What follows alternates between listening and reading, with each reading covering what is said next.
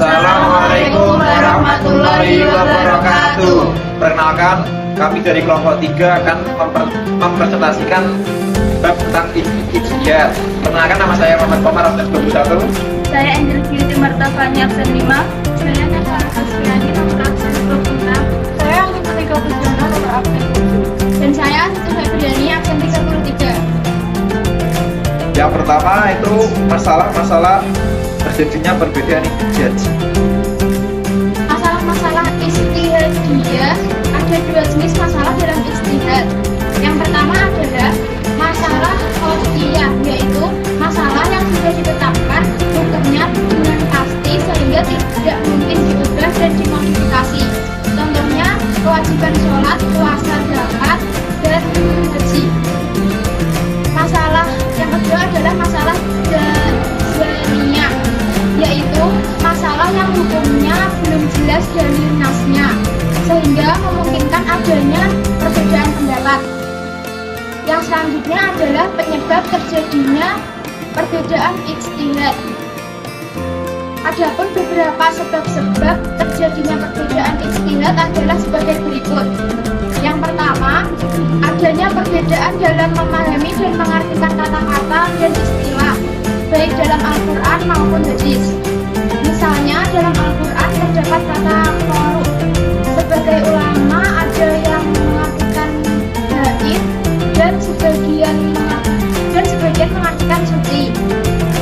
Yang kedua, berbeda tanggapan terhadap hadis. Yang ketiga, berbeda tanggapan tentang ta'arud dan yang selanjutnya adalah perselisihan tentang sifat dari suatu hukum. Bentuk-bentuk ijtihad. Yang pertama, ijma. Ijma adalah kesepakatan mujtahid tentang hukum syara dari suatu peristiwa setelah Rasul wafat. Ijma dibagi menjadi 2 kategori. Yang pertama itu dilihat dari cara memperolehnya, yaitu ijma syarih dan ijma sukuti. Yang kedua dilihat dari dalalahnya, yaitu ijma qati dan ijma dani. Kemudian kias. Kias adalah menggabungkan atau menyamakan, artinya menetapkan suatu hukum atau suatu perkara yang baru yang belum ada pada masa sebelumnya, namun memiliki kesamaan kilat atau sifat di antara kejadian atau peristiwa. Rukun kias ada 4. Yang pertama, adanya pokok yang disebut dengan asal, adanya cabang yang disebut dengan far'un, adanya ketetapan hukum asal, adanya kesamaan sifat kilat. Macam-macam kias ada 5. Yang pertama, kias awal. Yang kedua, kias musafi. Yang ketiga, kias dilalah.